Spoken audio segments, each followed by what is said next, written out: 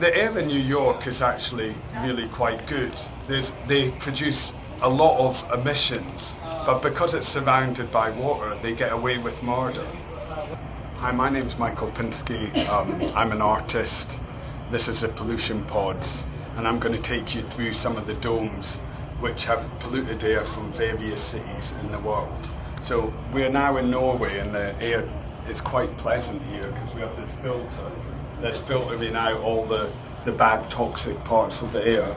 And then if we come through here, we come through this corridor to London. It has air pollution that's quite bad. It's not terrible. It's primarily caused because of diesel pollution. And so you've got the smell of diesel fumes in here. But you still have good visibility.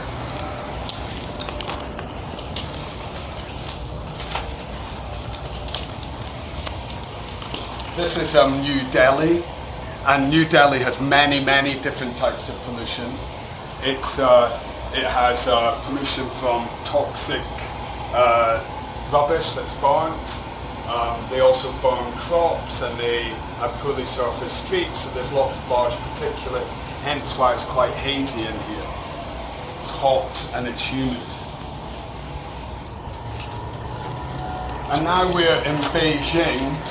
And Beijing has a lot of pollution from the industries, both from Beijing and the cities surrounding it. And there's also a smell of wood. And this comes together with the industrial pollution to form a kind of smog, a bit like London was in the 1950s.